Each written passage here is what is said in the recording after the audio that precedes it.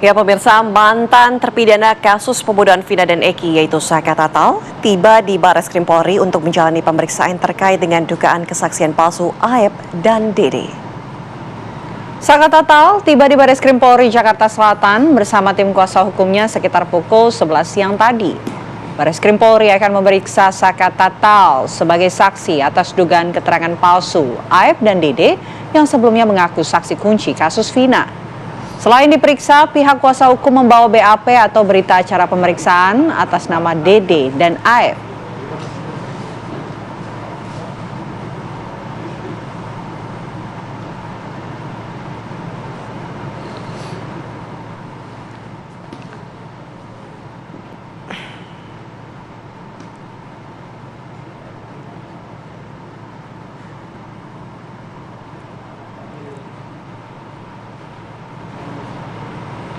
Ya pemirsa, kami ajak Anda menuju ke Barreskrim Polri dan juga Bandung, Jawa Barat. Sudah ada rekan-rekan kami yang akan mengabarkan mengenai informasi terbaru mengenai pemeriksaan yang dilakukan oleh Saka Tatal di Barreskrim Polri. Ada Cepi Kurnia yang saat ini berada di Bandung, Jawa Barat dan juga Iman Fajar di Barreskrim Polri. Kita terlebih dahulu menuju ke Barreskrim Polri. Ada Iman di sana. Iman, bagaimana jalannya pemeriksaan terhadap Saka Tatal di Barreskrim? Ya, selamat siang Vena, Ana dan juga pemirsa. Saat ini memang Saka Tatal beserta tim kuasa hukumnya masih diperiksa oleh tim Barreskrim Polri sejak pukul 11.55 waktu Indonesia Barat tadi. Dan memang Saka Tatal ini diperiksa dalam kapasitasnya sebagai saksi atas kasus dugaan pemeriksaan. Dan ini adalah tim kuasa hukum dari Saka Tatal telah selesai diperiksa dan kita akan mendengar bagaimana keterangan dari tim kuasa hukum Saka Tatal dan juga Saka Tatal setelah menjalani pemeriksaan pada hari ini. Kita akan simak bersama-sama pemirsa.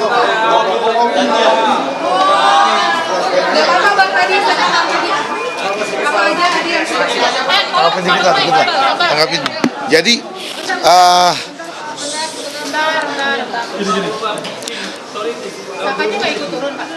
masih pemeriksaan, kita cuma mau ngopi. Iya, mau ngopi. Jadi gini, tadi ada beberapa pertanyaan yang ditanyakan oleh penyidik.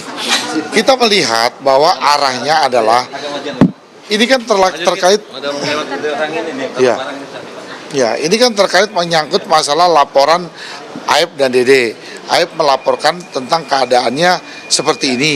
Nah, lebih mengarah kepada Saka ditanyakan peristiwa hari itu tanggal 27 Saka di mana dan Saka sedang apa aja, ceritakan. Nah, itu baru sampai tingkat itu. Jadi pengen disesuaikan dengan keterangan Dede dan Aep. Mungkin Mas Farhat tambahin. Intinya gini nih, kan tanggal 17 Agustus katanya ada perintah dari Andi untuk menghabisi mereka dengan SMS atau BlackBerry ke Sudirman gitu. Inilah persoalan pertamanya, tapi setelah kami teliti dari berkas Ripaldi, ada percakapan dari Widi yang sesuai dengan pernyataan Widi sebagai saksi bahwa ada komunikasi jam 10.14. Ya, artinya kalau ada komunikasi jawaban dari Vina saat itu, berarti ini adalah saksi yang hari itu memang disembunyikan oleh pihak penyidik sehingga tidak hadir. Tapi dengan bukti itu dapat kita katakan bahwa tidak ada peristiwa pembunuhan, terutama kematian si Eki di belakang showroom. Nah, saksi-saksi inilah yang dilaporkan oleh Pak Maruli ya.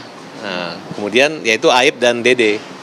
Nah, ternyata sebelum naik ke penyidikan, si Dede sudah mengakui bahwa ini adalah rekayasa alur cerita yang dibawa atau diarahkan oleh Rudiana. Sebenarnya tidak ada peristiwa itu. Ini sama dengan keterangan Liga Akbar. Kalau Liga Akbar menyatakan mencabut juga, Teguh mencabut juga, ya udah, sebenarnya tidak ada peristiwa pembunuhan. Nah, kembali kita menghimbau kepada pihak kepolisian untuk rekonstruksi kembali, kemudian dikonfrontir antara penyidik-penyidik yang olah TKP di Jembatan Talun, di belakang showroom, dan penyidik Laka Lantas dari Polsek Talun yang menyidik atau yang mengolah TKP dengan sempurna. Nah, sehingga awalnya dokter forensik atau dokter visum di Rumah Sakit Gunung Jati itu berdasarkan surat pengantar adalah kecelakaan tunggal. Nah, sekarang dengan adanya kecelakaan tunggal itu, kemudian ada kecurigaan Rudiana yang datang ke Polsek, katanya motornya nggak hancur banget, tapi rusak. Nah, kemudian dia bertemu dengan Aib dan Dede. Nah, disinilah mulainya kebohongan-kebohongan itu. Kebohongan-kebohongan inilah yang sangat mendasar dan menjadi 7 terpidana dihukum seumur hidup dan dituntut hukuman mati. Nah, kemudian anehnya lagi, jaksa tidak menghadirkan mereka di pengadilan. Nah, kemudian dari kalimat potongan video, Aib mengatakan, Dede mengatakan dia dilarang, diarahkan tidak oleh Rudiana. Kemudian percakapan Aib dengan seseorang yang dicurigai adalah Rudiana, dia menyatakan, Pak, saya kan dari awal nggak mau sidang. Nah, berarti sini adalah kejahatan dalam kejahatan. Nah, ini adalah perintangan penyidikan itu di sini. Jadi tidak menutup kemungkinan kalau Dede dan Aib tidak jujur, nanti akan jadi tersangka yang memberatkan itu adalah si Aib, karena Dede udah.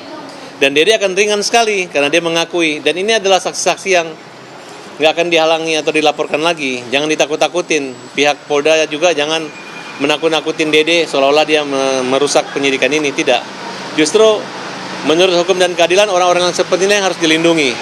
Selama beban dia akui dan siapa yang menyuruh itu yang melakukan yang akan dikenai pidana.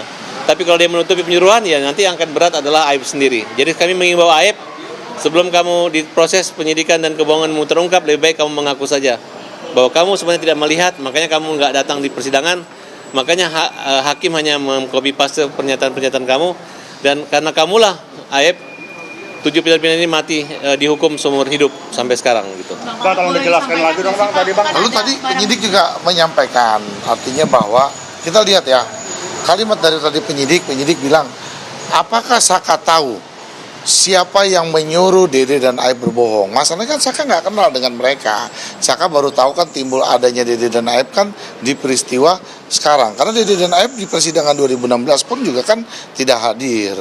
Nah, yang paling penting adalah ini kan pembunuhan berencana.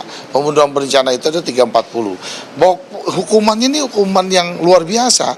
Urgensinya apa sih penyidik ketika 2016 sudah mempersiapkan Dede dan Aib itu? Tadi kita sudah sama-sama menyaksikan laporan langsung Yunus Fajar dan juga ada pernyataan langsung dari kuasa hukum Saka Tatal